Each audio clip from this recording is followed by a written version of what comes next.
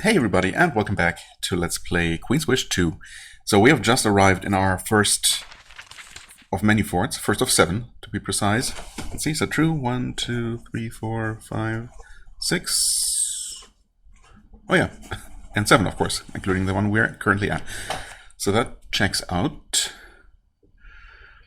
Also, okay, so here it's calling the entire land the Rokaj, but so far the game has been using Ro and Rokaj to refer to the area that we seem to be in.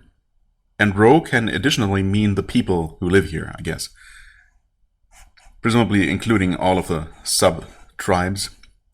We've also heard the Lodaga specifically mentioned. Not sure in what context specifically, but you know. We'll obviously learn a lot more about the the lay of the land and the people who live here as the game progresses. Just trying to to learn and ingrain everything in my brain, as it were. Okay, what else? So last time I created my party. We have the veteran guardsman who hasn't actually seen any combat, and is past his prime as a warrior. We have the ambitious young mage who only just arrived here last week, basically, hoping to see action, or maybe not last week, maybe last month or so. And she's been sitting here, twiddling her thumbs, and eager to jump into adventure, but she's utterly inexperienced. And then we have the Ray, the assistant to the chief medic at the fort, except that the chief medic left a while ago for a more prestigious position, and the assistant, who is also a pretty skilled healer, left with Sutter on his expedition. So we're left with this guy, who was, nice and cheerful, but, well, you'd rather not trust him your life, I suppose, if you absolutely, unless you absolutely have to, which we do. So I'm sure he's gonna, learn from the experiences that we're going to have. But yeah, that's our party for the time being. I don't know why I felt the need to develop that character some more. I guess I felt bad about just half-assing it last time. But here we are. I also meant to do or talk about some other things, but I guess I've just started wandering around randomly, which I was going to do anyway. In the hall to the north, you see a stone portal. Ah, yes, we were told about this. This is one of the most prized of Haven's magical artifacts. When it is open and glowing, you can walk through it to the Palace of Haven and back. Only those who have been touched by a certain spell can use the portal, usually royalty. Of course, it was applied to you at birth. The portal consumes great energy and tends to make the user very nauseated. A vomiting pod is provided. Oh, great. Yeah, I suppose travel back home by ship might have the same effect, except prolonged, so maybe the portal is still the better option. Still, when someone important needs to be moved somewhere very quickly, this is the best method. Well, I suppose. Right now, well, I mean, it is glowing. You approach the portal. It leads back to Sharyn's palace, your home. When you get close, an invisible hand flings you back.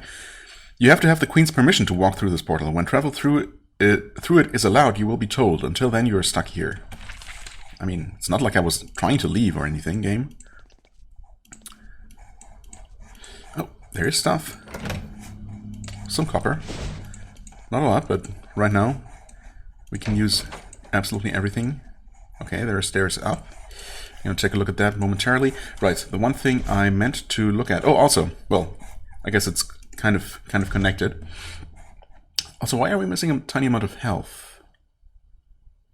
Maybe because I invested in a skill? I don't know. But yeah, talking about skills. Actually, it says right here, which I of course didn't catch last time, that you can just freely unassign skills you've previously assigned, and you can basically respec freely every time you're in a fort, I guess. Probably not out in the field. That would be weird and, yeah, exploitable, perhaps. But while here, we can just do that. So that's good. So I did give him whirlwind attack last time, but I mean, stunning shot isn't bad to have. Absolutely not. I wonder though, especially since I'm still planning to have him basically use two-handed weapons, because I kind of imagine him standing guard with a spear, and that's all he's ever used, and technically trained with, even if he's never actually used it in combat. But you know, and I guess for my main character, I mean, if he was here to hunt, and if he does that regularly, you usually hunt with ranged weapons, right? I think it's more typical than running up to a boar or deer or whatever with a sword in hand. So it would make sense that he's trained in using, you know, ranged weapons. And I really absolutely don't remember what kind of character I played him as in the first game. But you know, let's just forget about that. It's not important. Just making things up as I go here. So yeah, he's definitely going to use bows. Of course, you don't actually skills use either bows or either ranged or melee weapons. But there's going to be equipment that gives specific bonuses, right? So once I find those, I'm going to have to make up my mind what to focus on. But he's basically going to be able to switch between sword and shield and a ranged weapon. I guess I'm going to just use ranged weapons or my ranged weapon until I'm forced into melee or something, and then I can always switch to melee, right? And be more protective because, well, his princely life is important, so it makes sense that he would, use a shield to make him less vulnerable. So yeah, that's basically how I'm going to do it. And well, I suppose Ray is also going to use a bow, but mainly going to focus on healing and buffing. All right. Speaking of which, so this does not actually increase healing power. I don't know where I got that from. I mean, I guess I just saw the number and didn't actually read it, but it just gives you a chance, 25% chance, to not use up action points. If only it was energy points, but no such luck. But at least that, technically when that kicks in, it allows you to do, two things, cast 2 spells in one round, which absolutely might come in handy, might also help to burn through energy even more quickly than we already will. And yeah, I'm not entirely sure. I mean, I guess I'm going to have to hybridize his skill distribution at least a little bit between magic and support just for the extra energy points. I mean, getting to raw power here seems really useful. An additional point of energy just for reaching this tier, as well as 1 extra point of energy per 5 character levels. And yeah, so that seems really, really good to have for, well, really anyone, but especially our healer who we want to be able to heal a lot. Yeah, anyway. And then the cultural background things here that we have to unlock. Actually, it says learn this ability from someone in the Rokaj. And down here, I took a look at these resources, which we don't have yet. And I was thinking those were the resources that we would use to, construct buildings, but maybe not. Because all of these say that these can be used to craft items and abilities. At the Tower of the Erudiko, who we have heard about. Apparently some sort of maybe order or, well, group of scholars, of sages. A former member of which we have encountered. And we will encounter again. Right, and all of these just give their name but no description yet. So we can kind of guess what they are, but there's nothing actually to read up on for the time being. Okay, anything else? Well, not sure. I guess I'm going to leave skills as they are. I mean, ultimately, really all of these are useful. And I guess both my warriors are probably going to end up with, all of these unlocked at some point. Maybe not all of them maxed out, of course. I really don't know what max level is, how many skill points we will have available, but since we can freely redistribute at any time, that's not an issue, really. Right, okay. With those things out of the way, let's keep exploring. That is definitely a chest with a leather cap. Nice. There you go. Some extra protection. I mean, technically he needs it more, because I'm expecting him to be... he has that. Okay, gotcha. Yes. I'm expecting him to be more in the front lines, right? Well, we're typically gonna hang back a little bit. Oh, okay, that was an exit. Good to know. Right. So upstairs there's supposed to be our quarters, our butler, Stonehouse. That name also seems familiar. I guess the game's gonna tell me. I suppose he's my butler, right? So it would make sense that he accompanied me here. But yeah, that name definitely seems familiar from the first game as well. The upper floor of the hall is dedicated to the business of Haven. General Miranda managed to clean it up a little before you arrived. It isn't an entire ruin. Your bedroom is to the west. You're desperately relieved to see your most prized piece of equipment, your butler Stonehouse. He was sent to Fort Meadow 4 ahead of you, and he seems to have survived the raider attack so far. That's good. I mean, this place is also probably... This building specifically is probably the safest point, the safest place in this entire area for the time being. Right. He stands at attention, waiting to see to your royal needs. His face is calm, and his eyes have their constant look of haunted despair. Oh god. Hello, Stonehouse. What was that? I exist to serve. Well, you find the library of Fort Meadow 4. It is the most intact and well-protected room in the fort. Haven's symbol is the scroll for a reason. Yes, treaties, records, histories, and communication are much of the source of Haven's power. A lone figure wanders among the dusty stacks. You remember him as Sage Harlan. Okay, so I was right to remember that name.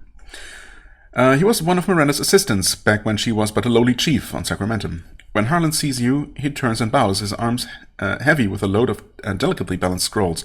I'm so glad you made it safely, Prince Atantuo. I know little about the row so far, but I will help however I can. Okay, good to hear. What do we have to read here? Haven's Secrets of Power. The true founders of Haven created a pattern of their domination. Look for lands full of small warring powers. Ally with the most powerful one and give it the magic and weaponry needed to defeat its enemies. Yes, I do remember that being a thing. In return, once this chosen faction takes power, demand trade and partial control of that nation, making it a vassal state. If the nation ever tries to back out of the deal, ally with one of its rivals and help Haven's new friend destroy the disobedient former vassal state. Then demand loyalty from the shattered nation that remains. The Rokaj follows this pattern, mostly. There is always a faction that will take control on behalf of Haven. However, they will almost always rebel soon after. The Ro are very independent-minded people. And why wouldn't they be? Ro works of interest. The Rokaj, for all its reputation as a land of mindless warriors, has a long history of natural science and magical study. However, they like to keep their knowledge secret.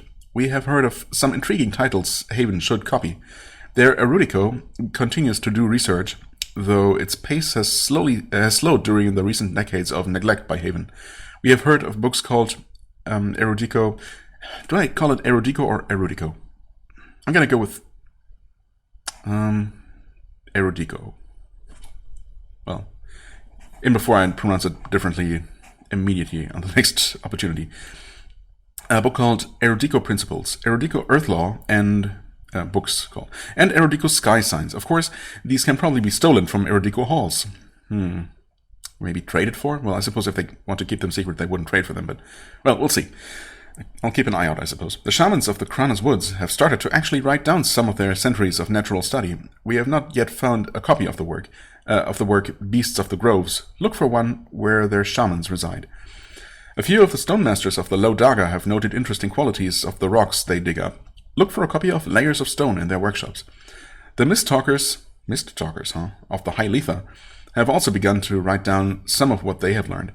They are particularly careful about keeping their secrets. Where the mist talkers live and study, look for a copy of Lies of the Dead. Lies of the Dead, huh? Okay. Sounds intriguing for sure. Hello, Sage. Sage Harlan sets down his scrolls, invites you into his library, and eagerly pours you a cup of tea. Nice. I'm so glad that you are here. I've been in a lot of Haven's vassals, but this one is the messiest since, well, Sacramentum. It's an honor to work with you again.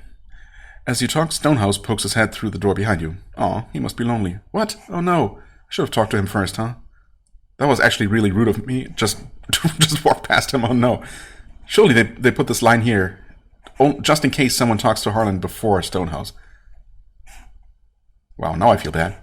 Well, you know, I was kind of just assuming that we at least waved or nodded a hello to him, you know.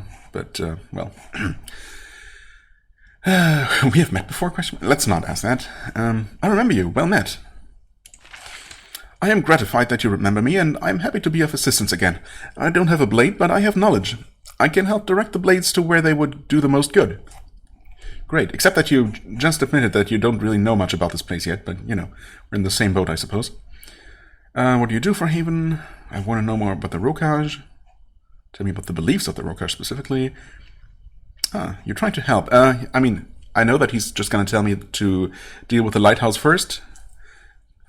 But let's ask it. For the barest hint of a moment, you see a glint of greed in Harlan's eye. Really? You recognize this look well. When you are a prince, everyone wants something from you. Haven knows so little about the Rokaj. We have not explored it seriously for 20 years. What have they learned? What do they believe? The libraries of Haven ache for fresh books. Okay, never mind. Maybe I do get a side quest here. What do you need? There are many learned people about the Rokaj. The Erudico, their caste of researchers, is still active. They have many shamans, many sages. See if you can get books from them. Books that reflect what they have learned in the last few decades. If you can bring them to me, I can use them to increase the wealth of all of Haven. Where might these books be found? Anywhere, I think, but you are most likely to find them around the Erudico or other shamans. Don't take any risks, of course. Stonehouse says, yes, no risk. That is what everyone who wants something says. Okay, a bit bitter, are we? I've learned of some works that might be valuable. He points at a journal on a nearby podium, which I already read. My notes are there. Okay. So, what do you do here? I'm a sage. I collect knowledge. I keep records. I write contracts. We sages maintain the framework of knowledge and laws upon which our glorious empire hangs. As for me in specific, I am in General Miranda's retinue. You follow General Miranda? I have that good fortune. We met in Sacramentum, and I was lucky enough to hitch myself to her star. She has risen in status quickly, and she has taken me with her to her postings. Done much traveling lately? Since our time in Sacramentum, the General and I were posted in 6 different vessel states. I have learned much, reached many libraries. None of them, however, were as colorful as the row. Outside, you hear Stonehouse mutter, or as violent. I want to know more about the Rokaj. Yes, this fascinating land, a small land with rich resources and a wild history. One of Haven's vessels for over 200 years, most of them peaceful. I know little about it so far, I'm afraid. I'm learning quickly, and I can share what I know. The Rokaj has 4 provinces, the Gentle Coast, the Kranas Woods, the Low Daga, and the High Letha. All right, tell me about the Gentle Coast. This is where we are now. It is a coastline, the least rocky and most hospitable of the lands of the Row. Traditionally, it is the safest place to be, also the wealthiest. Stonehouse emits a choking noise. However, the other provinces that have developed a great dislike for the Gentle Coast. Why is the Gentle Coast so wealthy? They control the ports and the main roads through this land. Thus, they profit from all trade. They are the ones who deal with outsiders most, as well. Why is the Gentle Coast disliked? Well, because of its wealth, I guess. It is wealthy and constantly deals with outsiders. This has resulted in a weakening of the warrior spirit, I suppose. The coast is seen by some as abandoning the ways of the Rokaj. They have a point. Once, raiders from the Low Daga would never have raided this land with such ease. Haven has had a pacifying influence. Here, I mean, not inland. Well, what is in the Kranas Woods? Thick forest. It has not been heavily exploited. The row that tend toward nature worship. The row there tend toward nature worship. Understandable, given the strong natural magic. This region has a number of mines that produce quality iron. The woods are a source of iron. Seems odd. It kind of does, doesn't it? You can find all sorts of metals in these peaks. The people of the Kranas like to dig mines as it enables them to make a living while leaving their sacred groves alone. Oh, okay. There's strong natural magic there? Explain. Oh, it's nothing unusual. Most of our vessels have regions with pockets of powerful natural magic. This tends to result in a crude form of worship, harmless as long as it's left alone. The Kranas Woods have some sacred groves. Again, not unusual in Haven's vessels. Right, wait, we didn't ask about all the things yet. Tell me about the Low Daga. These are the hills to the northeast. Very rocky, uneven terrain. Lots of valleys. A natural home for brigands and mirelings. They call them car-wolves here. The raiders who attacked us came from there. Their hills contain a variety of high-quality stone, mined for export. Do they work the stone as well? Oh yes, the Dagans are talented architects and builders. Most of the buildings you see here were made by them. Haven's laws prevent them from building fortifications that would overly annoy us. Their workers still have profitable work to do. The walls of this fort were built by Dagans. Just about the only part of Fort Meadow 4 that didn't collapse in our absence. The raiders who attacked us are from there, so they hate us? Oh, I'm sure everyone in the Rokaj hates us. Most of them only hate us a tiny bit. Others, well, more. However, the Low Daga is a land of raiders. They are more likely to act on their hate than most. Fair enough. What's the High Letha? A very lethal land, no doubt. The highest, coldest peaks of the Rokaj. I don't know much about them, or of them. In fact, Haven knows surprisingly little about what is up there. Few people, cold, taciturn, and fierce. There are tales, though. Lots of mountain spirits, mad shamans who talk to them, and, well, they control the Ro in their way. They're best kept happy. Any precious resources up there? They do have something very precious. Quicksilver. There are deposits of it in the ores of their peaks. Some of their shamans drink it to stay properly mad. Okay, that seems familiar. The rest is traded for food and supplies. They control the Ro. How? We are not entirely sure. They are a fierce and remote people. The High Letha is said to be where the true spirit of the Ro is stored. Their opinions have a great influence on how the rest of the Ro acts. Haven doesn't really understand the process. Perhaps you can learn more. Stonehouse whispers, or freeze to death trying. Well, we'll see about that. And tell me about the beliefs of the Ro. Or the Rokaj, whatever. Honestly, it is hard to get accurate information about them. Previous accounts of the Ro tend to be colored with excessive hatred and fear, Stonehouse says. Excessive is not the word I would use. Appropriate, maybe. They have been conquered by many empires, and their jagged, hostile land has bred a nation of fierce warriors. Their ferociousness is well known. Yes, the Ro can be surprisingly hard to provoke. Once a blade is drawn, however, the one who wields it is determined to win or die. The Ro who drinks and chats with you one day might try to kill you the next. Once he attacks, he will be difficult to defeat, even for a Havenite. They are conquered a lot. History records 3 unsuccessful occupations before ours. Each seemed to be going well for years. Then weakness was shown, and the Rokaj struck back. They attempted to defeat Haven a century ago. And they are also trying right now, Stonehouse helpfully adds. Why are the Ro so hard to understand? Sage Harlan chuckles and gives his stacks of books a reproachful look. There is a concept in the Rokaj, unique among our vessels. Each Ro carries within something called a deep truth. Deep truth? What the person truly believes. It is stored like a treasure, deep within, never shared, never revealed. As long as the deep truth is still there, a Ro can do whatever it takes to survive. Okay. How's that different from any other person? However, this means that most you meet will never, ever tell you what they actually believe. It makes learning about them a delightful challenge. Okay, that sounds kind of weird. Anyway, Right. I have hunted for your books? No, I have not. Why would I say that? Sage Harlan's eyes gleam with greed. I'm so glad you remembered my humble request from 5 minutes ago. What did you find? Actually, I don't have anything. Oh. Well... All right, I have a new quest. Oh. Knowledge of the Ro. Yes. Here's a list of books. Right. I mean, obviously, I'm going to come across all of them eventually. Sorry, Stonehouse. Here I am. Waiting outside your quarters, you find Stonehouse. He has been your butler since you were a small child. Now, while you were being stalked by brigands and carrying the weight of the world on your shoulders, he has been here, hiding, safe and comfortable. He hands you a warm, moist towel as you approach to clean the dirt of the road from your face. His eyes have his usual mix of terror, despair, and quiet resignation. Hello, Prince. As always, I await your command. Stonehouse, you abandoned me when I was in need. Wow. I mean, how would he have helped? He would have just been in danger. I was denied my customary breakfast. Stonehouse, my clothing desperately needs tending to. Stonehouse, why are you lurking back here like a coward? Wow. Can I please not be a jerk? I want my breakfast.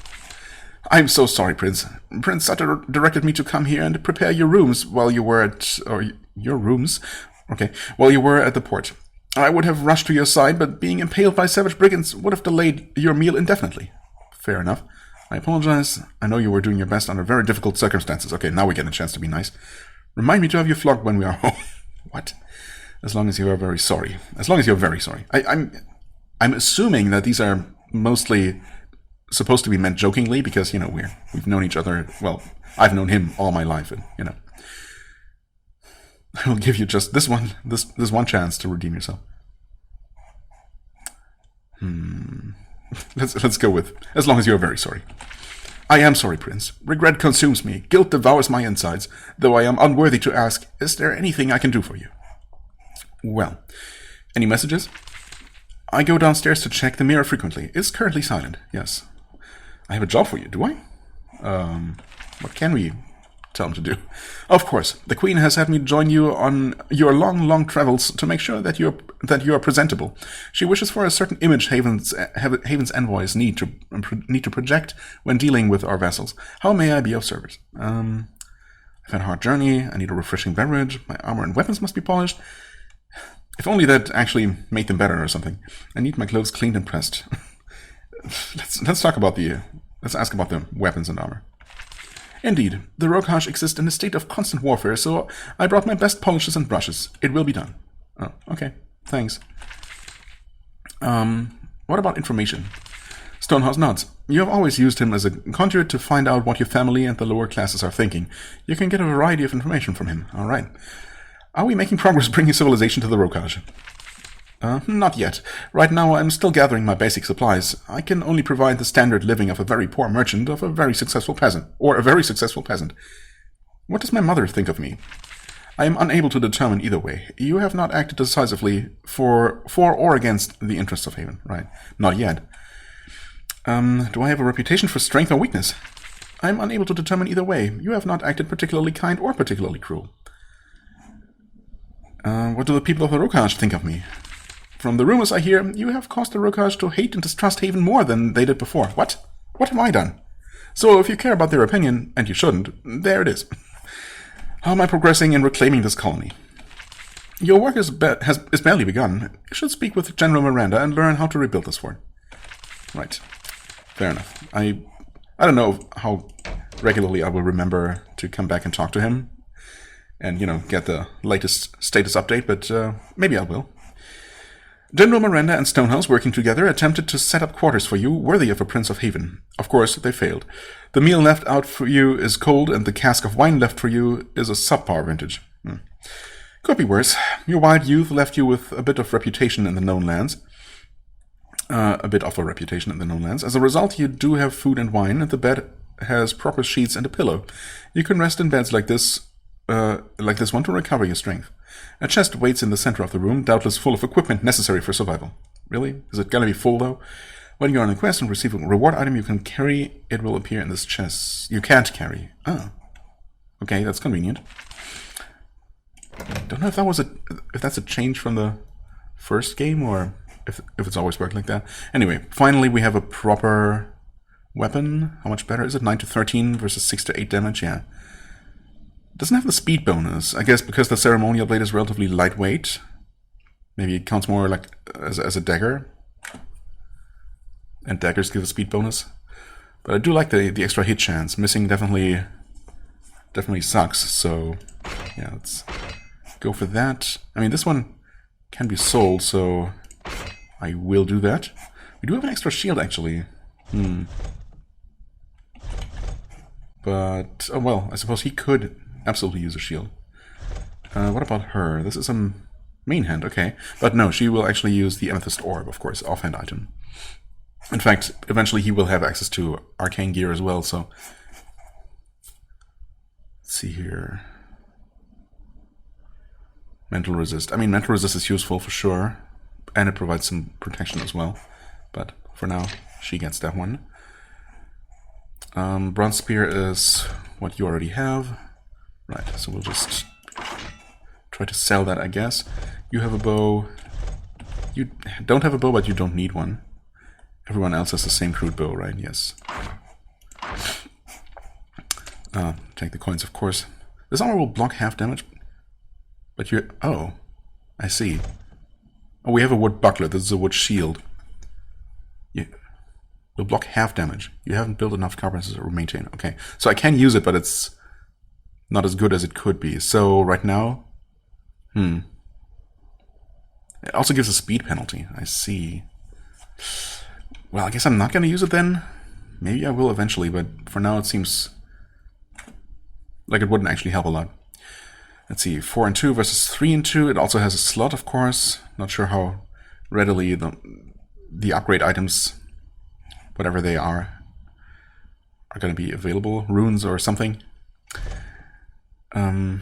Well, again, he's actually supposed to be our frontline fighter. So we'll give you that. We will take a helmet, though. Or, not really a helmet. But at least it's something. Oh, mouse, please. Right, we have extra leather vests. You have one of those. How does this help? Blessing duration, I see. Actually.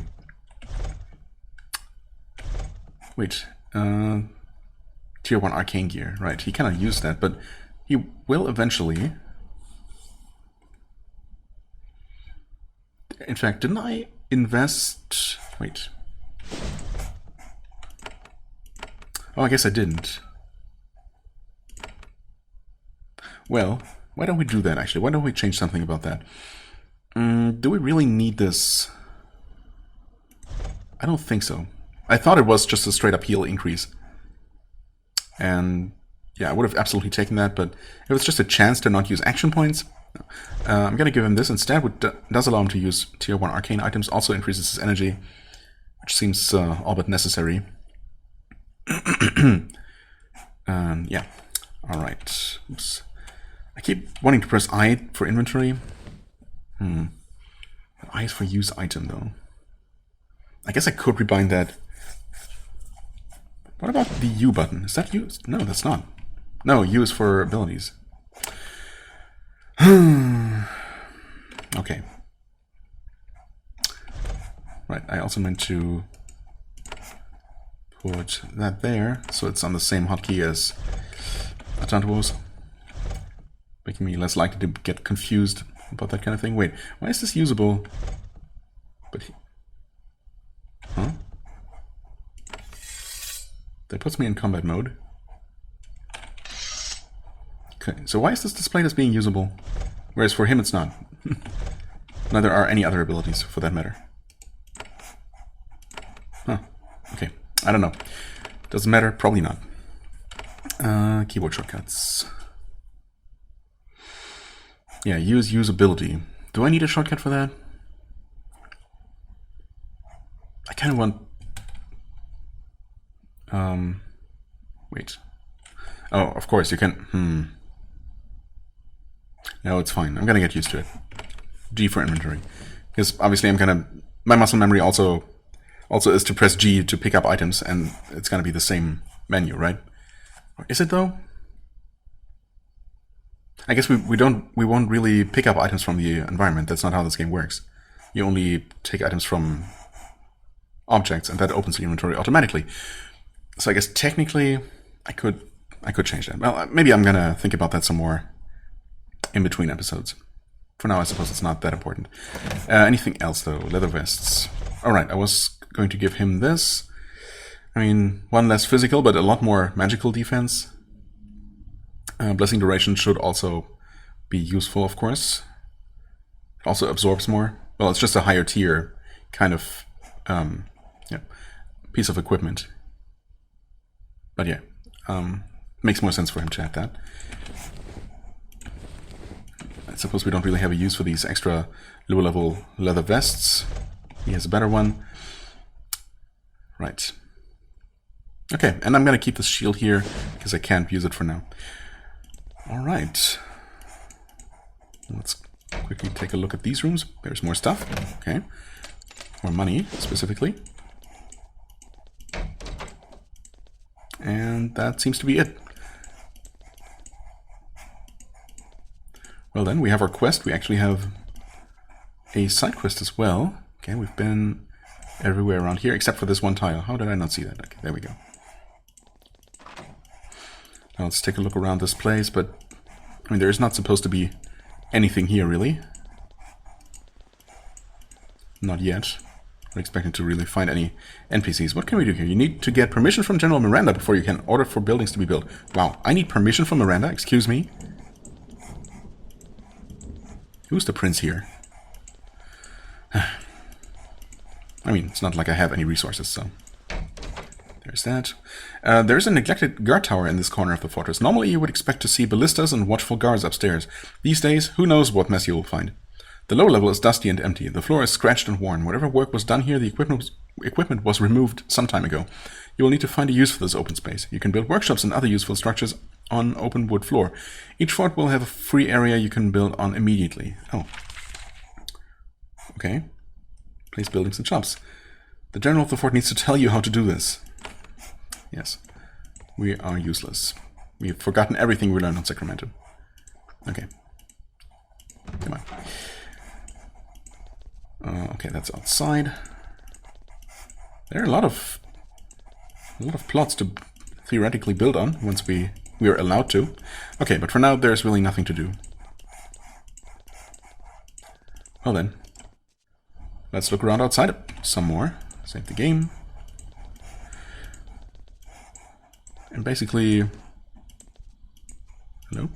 Abandoned camp, okay. Was expecting some sort of message to pop up, but I guess not. Okay, let's take a look at the map. Yeah, I mean, we can absolutely take a look at this, you know, look around this first piece of land, you know, using the natural borders. Well, as our borders. Sure, there's gonna be a thing or two of interest to be found somewhere. Like this, for example. This wagon has been rotting in the rain for years. It is surrounded by decaying trash. Anything of value was looted years ago. Oh, well. Getting my hopes up for nothing again. Oh well. Ooh.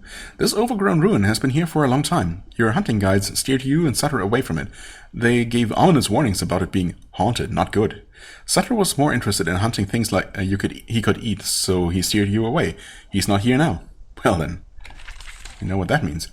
You find an old abandoned stone farmhouse. You poke around the crumbling walls and trash-filled rooms. Inside the main hall, there is a jumble of human bones. The guides knew what they were talking about. Then the bones start moving on their own. The bones silently climb over the ruined walls. They are mindless, fearless, and rapidly crumbling. You have fought far worse foes. Alright. Okay, this one acted before we did, though. Let's see what we're dealing with. Skeleton, skeleton, skeleton. All just variety of skeleton, I see. I mean, they have different types of equipment, but yeah, these are obviously supposed to be or intended as low-level enemies. Let's see. 6 energy, 7 energy, right? Wait, we are missing 2 health. I guess I must have invested in... Oh yeah, no, wait, I didn't. We had the bonuses from both of these tiers before. Ah, I guess I removed this one and then reapplied it, and that's why our max HP increased. Okay, yeah, that makes sense. Shouldn't matter too much, hopefully. We'll see, though. I mean, we can also just... Oh, okay. Have our first attack evaded. That's fun. Alright. I mean, the bleeding attack here, brutal blow.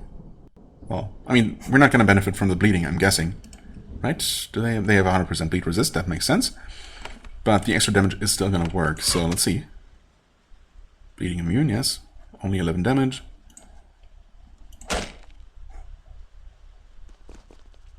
Can you shoot through this kind of wall? Well, apparently yes. Not sure why I shot that one instead of the one right next to us here, but that's fine.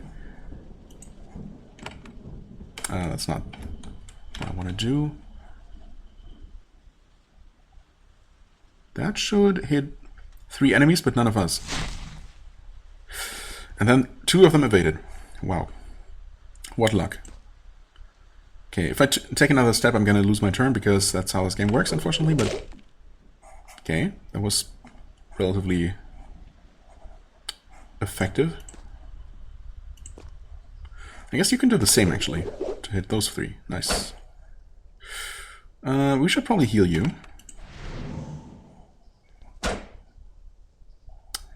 Absolutely. It's taking a bit of a beating here. Yeah, I mean, I suppose it wouldn't make a lot more sense to have someone, you know, with an actual sword and good armor, but I guess I'm planning to give him at least decent armor and a shield and good armor, I meant. But I'm sure he's going to be fine. There, do another one of those. Okay, of course that guy evaded. Heal for 10. I mean, so far we're just barely keeping him alive, so that's good. Nice. 18. 12. Nice. Good shot. Okay, now... Gonna spend one more turn healing him once. That should be fine. We're also gonna heal for a little bit after combat, I think. And now, as we leave, we are immediately brought back to the world map. That's what I thought. A determined application of violence has rapidly unhaunted this farmhouse. Freed of walking dead people, it is easy to search. Almost everything has decayed away. In a broken-down dresser, you find a lovely cowl. It has somehow survived its years of neglect undamaged. Okay. We don't get a message about any items. Wait, a cowl. Ah, I see. Erudico cowl. Okay. Nothing too special, doesn't require any skills or anything. 1 physical, 2 magical, versus 1/1. Okay. So it's technically a better piece of armor. At least for now. And the stun resist, of course, also helps. So yeah, our main warrior gets that. That makes sense. Maybe I'll just... Right, we didn't actually get a chance to sell stuff at all. I guess we do have to actually build a shop for that. So I didn't really need to load up my pockets with these, for now, useless items. I'm only meaning to sell, but, you know, doesn't matter, I suppose. For now, we don't have... Or we have plenty of room. Okay, so that was this part of land. Oh. Hello there, huge lizards. You're level 1, okay. Should be manageable. Let's try to be conservative. Oh, nice. It works, okay. I was hoping for them to approach. Good shot. Looks like we might be able to deal with them before they can even reach us.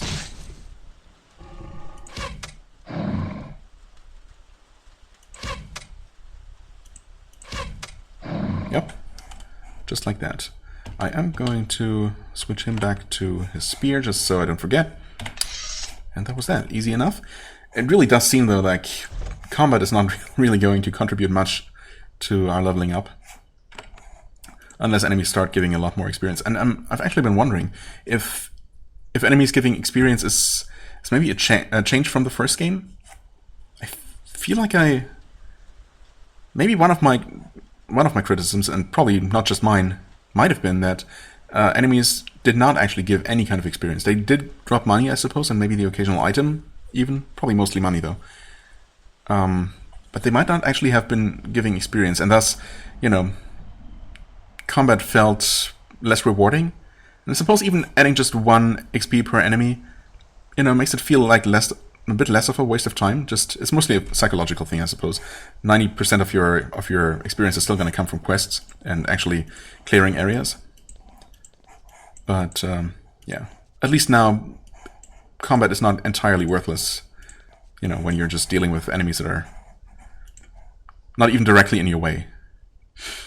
So yeah, I might be wrong, but I feel like maybe enemies really did not give any experience in the first game. Feel free to tell me if you remember. I could, of course, easily enough look it up, but, you know, either way, it's nice.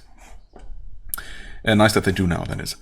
This remote row farmhouse is surrounded by fields of flowers and herbs. The ingredients for potions and medicine and stranger drafts are grown here. Their odor makes you feel dizzy. Smoke rises from the chimney. Someone is home. Knock on the door. You give the door several sharp raps. A tired man shouts through the door, "Go away! Don't you know there are raiders about?" Reassuring him that you are not a raider is unsuccessful. Then again, maybe he thinks that Havenites are the real raiders. Fair enough, I guess.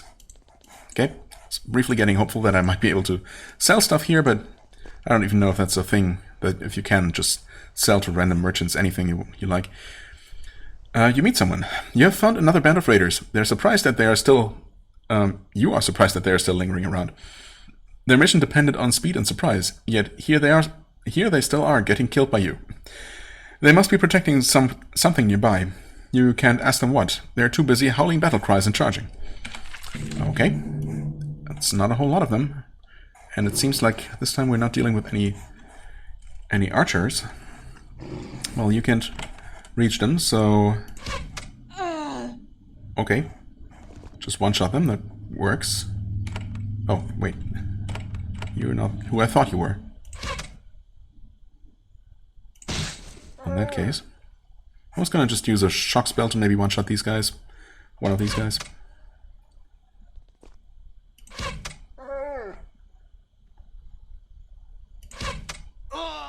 Okay. Well, that was embarrassingly easy. Embarrassing for them. There's another bandit right there. Let's save, might as well. There are several cow wolves walking down the path. They seem sick. They're stumbling and swaying from side to side as they hobble along. When you get close to them, they hold their arms out to you. Bandage us, bandage us, bandage us. You try to talk to them, but they keep repeating it. Try to bandage them? That's weird. I need to know about this area. I mean, I don't know if they seem to be barely able to speak, so I'm not really expecting to get any useful information out of them, even if they're not hostile. They seem sick. I mean, it might be a trap, or we might just be misunderstanding what they want. Maybe, I mean, bandage just seems clear enough, but maybe that's not actually what they're saying, and it just sounds like that to us or something. I'm not sure. Something seems off about this, but obviously it's still the right thing to do, to at least try to help. Oh. They don't seem cut or scratched, but maybe their injuries are hidden. When you get close, they shout, bandage us, and then they leap forward, throwing you off balance. Interesting. I feel like the Mirelings in the first game were kind of similar, where they were just shouting like random words that sounded like human speech, but didn't actually seem to have any connection to what they were doing or actually meaning to express. Okay. Right. So we are weakened for 6 turns. Awesome. How tough are you guys? You're level 1. A flinger. Okay. Well, we're not going to be able to reach you. I'm not sure if he's going to be able to reach us, though.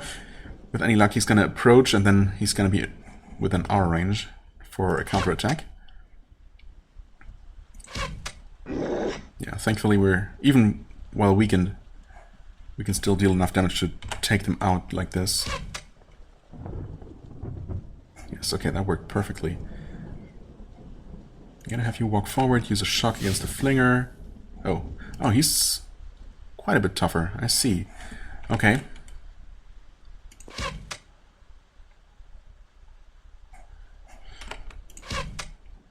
Using a special shot here, and he evaded. Okay, well, you try that again.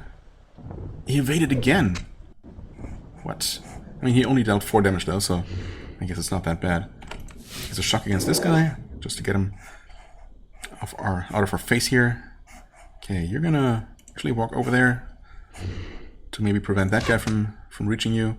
Wow, how is this guy evading so much? What the hell? 15%, and he evaded 3 times in a row. Good job. Good job rolling your dice.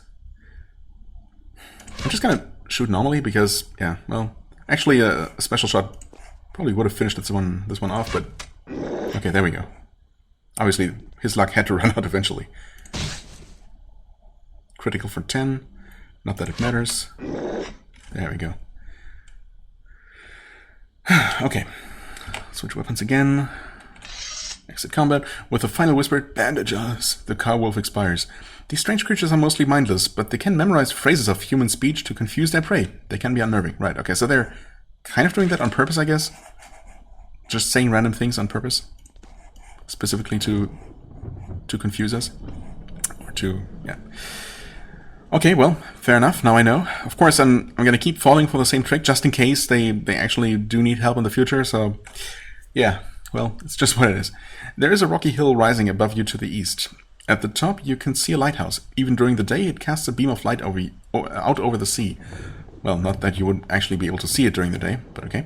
Automatically indicating shallows and dangerous rocks. You can see hunched figures skulking around the base of the tower. The raiders have taken control. Yes. We know. There's also another group of people patrolling here. Okay, just more of these straggling raiders. Oh, okay, this time we have 2 archers. Fair enough. Nice one. Critical 20 damage. Not bad, not bad. Well, you're just gonna shoot the lizard. Okay, you did get a shot off, but we did evade for a change. I like that. Stab the lizard. Shock the archer. Almost killing him. Okay.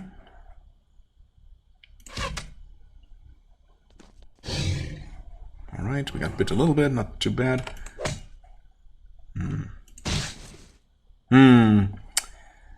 Okay. Yeah, step away. What? Oh, it was your turn. Never mind.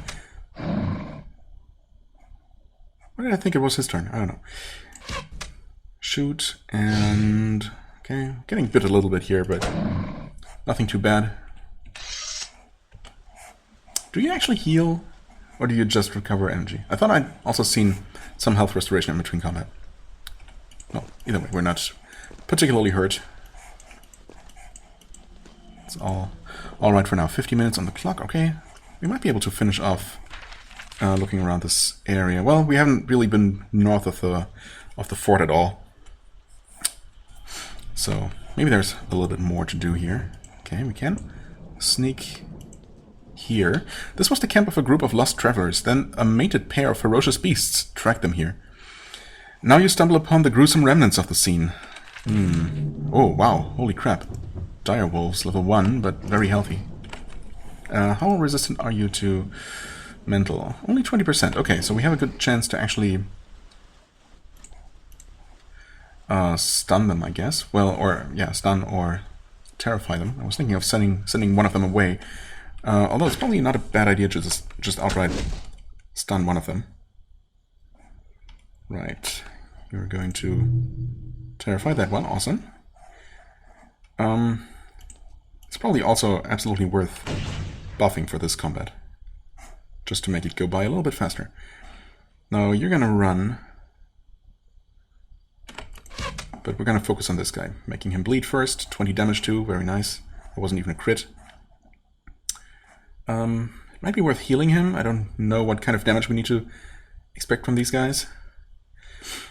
Might as well make him bleed harder. 19. Yeah, you know, play it safe and heal. And damage. Oh, okay. Didn't die. Not quite. I should have probably looked and played it safe and cast an actual spell, but you know, he's dead now. Okay, this guy is about to turn around, I suppose. I guess we'll just wait for him. He's still terrified. No, okay, now he's not. But he's gonna be, yeah, approaching any moment.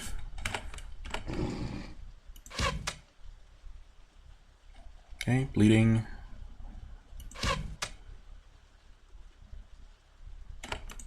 Use a shock for extra damage, 17. More bleeding, and that might actually finish him off. Yep, alright. Also, it's not always 8 points of bleeding. I guess it's somewhere between 3 and 4 per stack. Alright. Probably, maybe that damage is just considered normal physical damage and reduced by armor. Who knows? Maybe I'll learn more details about that, or maybe not. Do we need to do anything? No, I guess we just exit combat, and that is that. Did we get anything for this? Okay, surely these are those kinds of boxes we saw there are resources. You search the wreckage of this wagon. It looks like it was a small group of merchants who let themselves get lost. You find a handful of trade goods. They can be bartered for a few coins. You also find a couple of old scrolls wrapped up in violet ribbons. Inspection reveals them to contain old magical research. Interesting. 15 coins. Relevant lore +1. Ah, yes. That is... character info, yes. It's one of the resources, except never mind. Huh, weird. So, back in town, I guess specifically maybe while indoors, it displayed these different kinds of resources that are apparently used to barter with the Erudico, which included relevant lore. But here it shows the building resources. Okay. Well, either way, we finally got something. What is this place? You find a remote farmhouse. It's not entirely abandoned. The crops have been damaged by many booted feet, but the buildings are completely intact. You don't see any workers, though. Approach the farm. When you emerge into the open, a bunch of warriors emerge from the farmhouse to meet you. Their weapons are drawn. They are clearly raiders. When they get close enough to see who you are, they are not pleased. Their leader approaches. He has the bronze skin of the other raiders you met. Or of me, which I suppose makes sense. I wasn't really thinking of that, of course, because I couldn't have known at the time, but since my father is supposed to be from this place, you know, that makes sense. That we bear his features. Their leader approaches. He has brown skin, right? His spear is over his shoulder, and he's trying to not look threatening.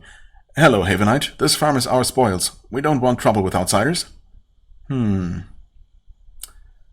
What happened to the farmers who were here? Yeah. They saw us coming and fled. We will go soon and let the farmers reclaim their farm. We left them enough to survive. Don't worry. It is our way. It is the way. Is it now?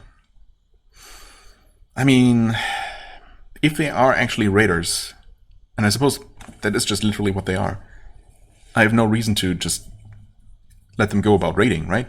Even if it's true and it's kind of a customary thing to do, it's still wrong. So should I? I'm gonna tell them to leave, but they're not going to. The raiders sigh. They are offended, but they don't want to fight Havenites. Within an hour, they have packed up and departed. They have left nothing behind of value.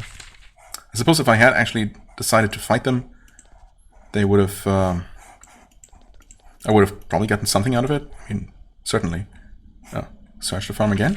The raiders are gone, but the farmers haven't returned. All of the buildings and tools are intact, but there is nothing here of value to you. You rest, enjoy having a roof over your head, and depart. Oh, did we rest though? Not really. Would have been nice if we had recovered at least a little bit of energy or something, but no such luck. But I'm assuming that things like this will actually modify our reputation. In this case, I guess our reputation as being just and generally, trying to be helpful, helping the, the common folk by, driving away the raiders, but not bloodthirsty enough to necessarily, kill when we don't have to, basically. What are these? Are these more of the large beasts? No, surely these are just normal wolves, right? Some workers were recently clearing these woods to build more farms. They fled when the raid started. Hungry wolves took advantage of their absence to move in. Right. Oh, these are actually level 2. Okay. Fair enough. Should not be a problem. That being said, well, maybe I think I'm gonna save her mana for, maybe getting in one good area attack here. Right, so I'm gonna try to weaken several enemies at once here. If I could actually land a single hit, that would be nice. Okay, gonna shoot that guy. Okay, what is the range of this again? Okay, I think if I go here, I should be able to, hit 4 of them at once. It's pretty efficient. And I actually did hit all of them. Just far from guaranteed, as we've seen. Ouch. Okay, you can switch back to your main weapon and just barely not kill that guy, alright. There we go. Ouch. Not taking a ton of damage here. I guess just having some basic armor helps. Can step away. Shoot. Yeah, I'm not gonna use any energy. Because we really don't have to for this fight.